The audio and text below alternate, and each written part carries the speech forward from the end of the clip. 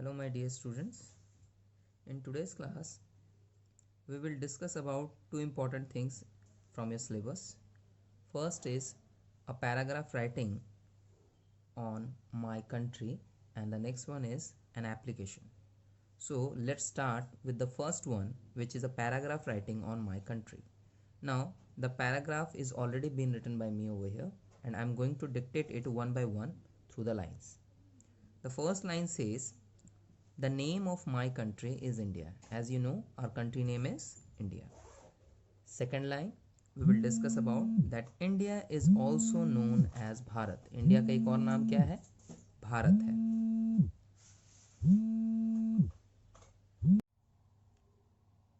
So Bharat is the ancient name of India. So हम यहाँ पे इसको मेंशन कर रहे हैं, right? Now India is a democratic country. Democratic का मतलब होता है लोकतांत्रिक. विच मीन्स इन इंडिया सारे लोग जो होते हैं वो अपना लीडर वोटिंग के थ्रू चुनते हैं, इसीलिए इसका नाम रहता है डेमोक्रेटिक कंट्री. मतलब इसमें किसी किंग का या पर्टिकुलरली किसी आदमी का रूल नहीं है. यहाँ के लीडर्स इंडिया में सारे सिटीजन्स खुद चुनती है, इसीलिए इसे कहते हैं democratic country, right? Now the next line says, in India comma people belonging to different religions live with each other. India में जो लोग हैं वो अलग अलग रिलीजन यानी धर्मों से बिलोंग करते हैं, उनसे आते हैं. लिव विथ ईच अदर का मतलब है एक साथ रहते हैं, ठीक है? India is admired for its rich culture. India अपने कल्चर के लिए बहुत प्रशंसनीय है. एडमायर का मतलब होता है प्रशंसनीय, मतलब इंडिया की बहुत तारीफ होती है. जैसे हमें हिंदी में नॉर्मल हिंदी में क्या बोलते हैं, तारीफ हो रही है ना? तो उसको बहुत अप्रिशिएट किया जाता है, तारीफ किया जाता है उनके कल्चर के लिए. इंडिया का कल्चर जो है बहुत पुराना है एंड बहुत ही रिच है. रिच बोलने का मतलब है कि बहुत ही अलग अलग टाइप का इसमें देखने को मिलेगा, ट्रेडिशंस वगैरह, इसलिए इस तरह से लिखा जाता है, right? It is the 7th largest country in the world. India जो है सारे देशों में, जो वर्ल्ड में बोले पूरे वर्ल्ड में जितने देश हैं उसमें 7 नंबर में सबसे बड़ा कंट्री होता है, ठीक है? Now it is also the second most populated country in the world.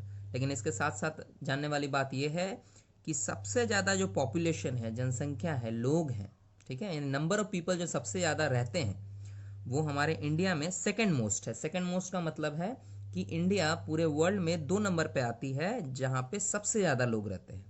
तो फर्स्ट नंबर पे आता है चाइना, ओके, इसलिए इंडिया सेकंड पे है अभी, right? Now the next line says, India has 28 states and 8 union territories. India जो है जिसमें छोटे छोटे भाग में 28 स्टेट्स बने हुए हैं एंड 8 यूनियन टेरिटरी है, ठीक है? Next one says, India has diversity in language, comma food, clothes and cultures. जैसा मैंने नंबर 5 में डिस्कस किया कि India is admire for its rich culture, क्योंकि इंडिया का कल्चर जो है बहुत पुराना भी है और बड़ा यूनिक है, इसलिए रिच कल्चर करके उसे हम डिनोट करते हैं, ठीक है? अब यहाँ पे 9th नंबर पॉइंट में हम क्या पढ़ रहे हैं, India has diversity in language. Diversity का मतलब होता है अलग अलग टाइप के, है ना? जैसे हम डिफरेंट पढ़ते हैं ना इंग्लिश में, डिफरेंट का मतलब होता है अलग अलग. उसी तरह डाइवर्सिटी का मतलब है कि सब में विविधता है. मतलब अगर आप किसी स्टेट का कल्चर या लैंग्वेज देखोगे दूसरे स्टेट से मैच नहीं करता. जैसे वेस्ट बंगाल में बंगाली ज़्यादा बोली जाती है, तो झारखंड में, बिहार में, यूपी साइड में हिंदी भाषा ज़्यादा बोला जाता है. हरियाणा में हरियाणवी ज़्यादा बोली जाती है ना? महाराष्ट्र में मराठी बोली जाती है. तो इस तरह से क्या है, वो लैंग्वेज में बहुत डाइवर्स है इंडिया. यानी हर स्टेट का अपना हो सकता है कि एक अलग ही लैंग्वेज आपको यहाँ पे देखने को मिलेगा. फूड भी अलग है, खाने पीने का तरीका, खाना जो बनता है, डिशेस वगैरह वो अलग है. क्लोथ्स, पहनावा जिसे हम कहते हैं, राइट, वो भी अलग अलग है. एंड कल्चर्स, कल्चर्स मतलब जो हमारे ट्रेडिशंस हैं, रीति रिवाज हैं, इन्हीं को हम बोलते हैं कल्चर्स. तो ये भी आपको अलग अलग मिलेंगे. In the last one, we are finishing up with this sentence that I love my country and proud to be an Indian. ऐसे हमारी कंट्री में इतने सारे स्पेशलिटी हैं, इतने सारी चीज़ें हैं जो दूसरे किसी कंट्री में देखने को नहीं मिलती है. So we should love our country. So मैंने लिखा है I love my country, okay, and proud to be an Indian. मुझे अपने इंडियन होने पे गर्व है. Now this paragraph is ended over here. You should revise and learn it for your exam preparation. Now we will move forward to the application, right?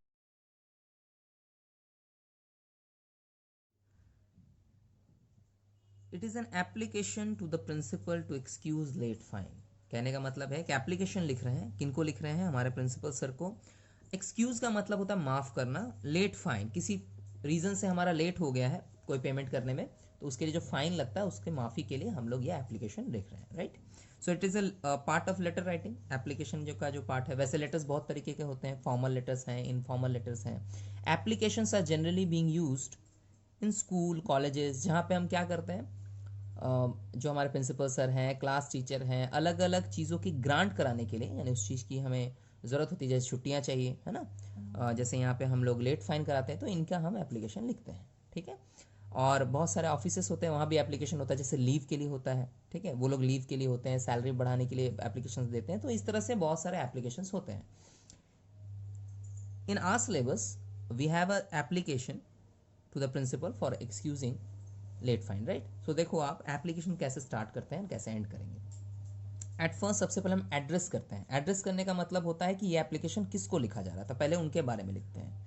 The way of writing is, पहले लिखेंगे to and comma दे के second वाले line में बिल्कुल इसी तरह थोड़ा सा इनर साइड में लिखेंगे द प्रिंसिपल, एंड उसके बाद वाले लाइन पे we will write the school name, ठीक है। अगर आप किसी कॉलेज में पढ़ते थे तो कॉलेज का नेम जाएगा, राइट? किसी ऑफिस में आप काम कर रहे हो, वहाँ एप्लीकेशन दे रहे हो तो ऑफिस का नाम जाएगा, right?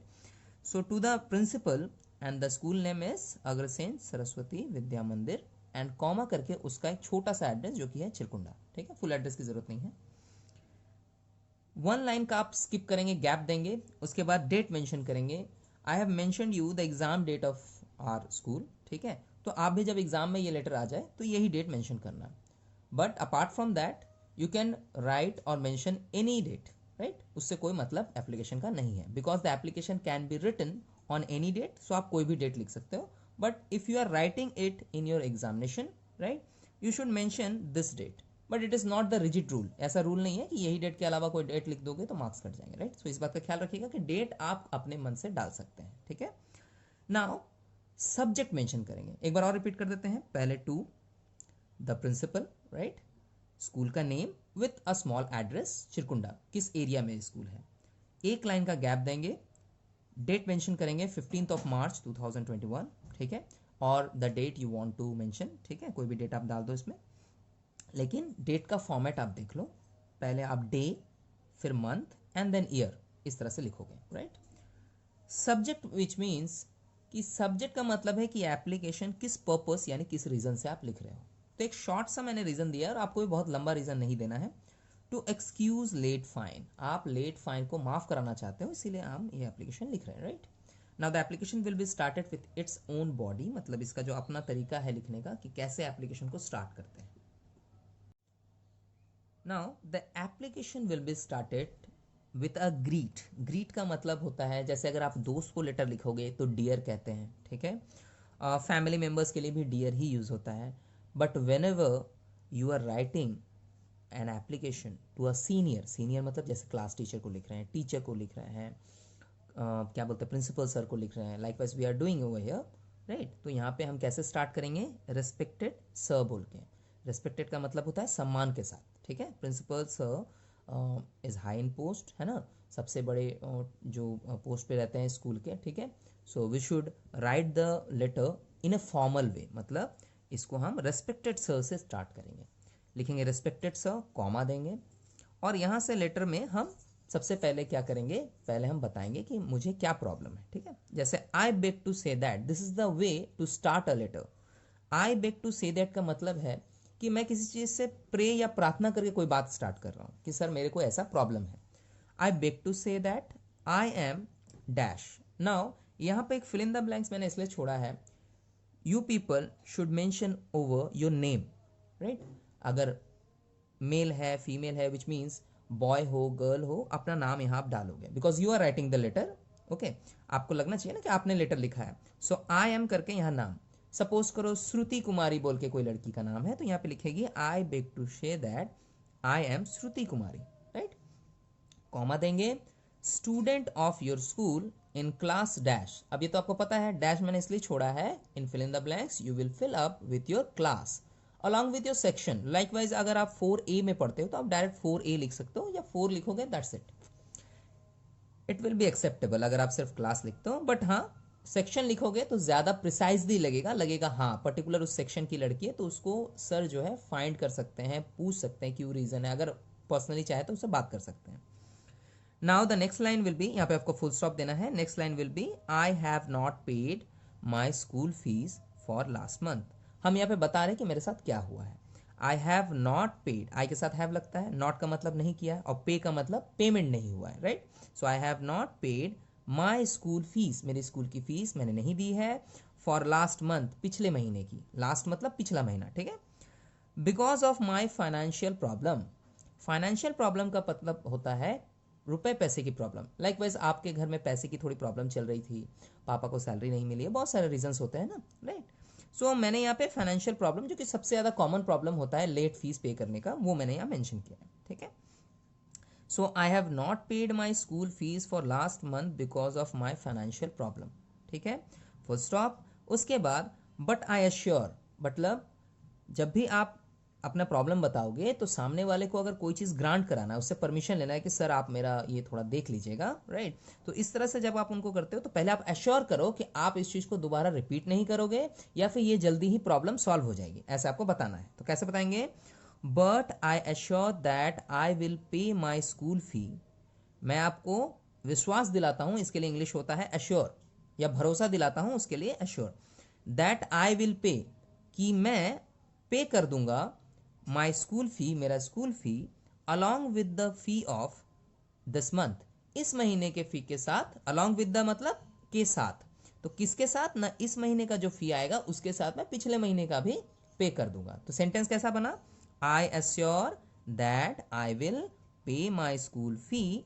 Along with the fee of this month, इस महीने के फी के साथ मैं पिछले महीने का फी भी पे कर दूंगा या कर दूंगी, अगर गर्ल है तो कर दूंगी बोलेगी, लेकिन इंग्लिश में तो उतना दूंगा या दूंगी का कोई इम्पैक्ट पड़ता नहीं है, आप जो भी लेटर लिखो वो आपको एक्सप्लेन करेगा, ठीक है। नेक्स्ट देखो, सो यहाँ पे एक कॉमा है, विजिबल नहीं है तो मैं इस पर दोबारा पेन ड्रॉ कर देता हूँ, ठीक है। सो थोड़ा सा पॉज ले रहे हैं इसलिए कॉमा लगता है, पंक्चुएशन मार्क में मैंने सिखाया, राइट। आई प्रे, मैं प्रार्थना करता हूँ, एंड होप और आशा करता हूँ, दोनों एक साथ बोल रहे हैं, ये और हम्बल लगता है सुनने में, ठीक है।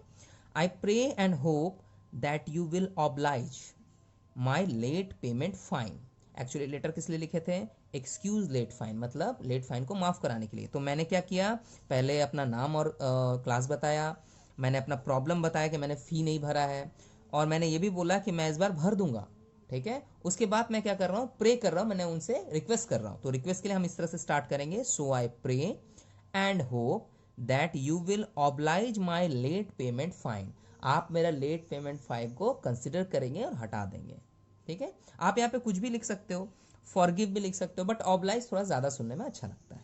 Now full stop and the last line is I will be grateful to you, मैं आपके लिए बहुत आभारी रहूंगा, ठीक है। आप यहाँ पे I will be thankful to you भी लिख सकते हो, ठीक है, बट ग्रेटफुल लिखना और ज़्यादा अच्छा लगता है। जब भी लेटर को एंड करते हैं तो एक लाइन छोड़ के आप देखो, लिखते हैं योर्स फेथफुली, आपका विश्वास का पात्र या आपका विश्वासी, ठीक है। योर ओबीडियंटली भी लिख सकते हैं, कोई प्रॉब्लम नहीं है, दोनों चलता है, राइट। लेकिन फेथफुली थोड़ा इजी वर्ड है तो मैंने वो पुट किया है, योर्स यहाँ पे एस लगेगा, योर्स माने आपका, ठीक है, फेथफुली यानी विश्वास का पात्र। नाउ नेम आप अपना मेंशन करेंगे, तो मैंने नेम लिख के यहाँ डैश छोड़ा है, आप सिर्फ नेम लिखेंगे, आप लोग इस तरह से नेम लिख के नेम नहीं लिखेंगे, सीधे नेम लिखेंगे, नीचे में क्लास लिखेंगे, और यू कैन डू दैट, आप नेम लिख के भी नेम लिख सकते हो, कोई प्रॉब्लम नहीं है, उसमें कुछ प्रॉब्लम नहीं होता है। नेम लिख के आप अपना name, class along with your section, and the last one is roll number, ये तीन चीज अलग से फिर से मेंशन करोगे ताकि जब लेटर को पूरा पढ़ लिया जाए तो लेटर के ऊपर जाने की जरूरत ना पड़े कि किसने ये लेटर लिखा है, क्योंकि लेटर जब हम ऊपर से नीचे तक पढ़ते हैं तो हमें पूरा चीज़ यहाँ तक उसका सब्जेक्ट समझ में आता है, और उसके बाद हम देखते हैं ये लेटर किसने लिखा है। हाँ, स्टार्ट करते वक्त हम नाम वगैरह मेंशन करते हैं क्योंकि पता चलना चाहिए लेटर कौन लिख रहा है, ठीक है। सो ये हो गया हमारा लेटर का ending. This is the particular application to excuse late fine, ठीक है। You should remember this also along with the paragraph writing I earlier discussed in this video, ठीक है। And now my video is ended over here.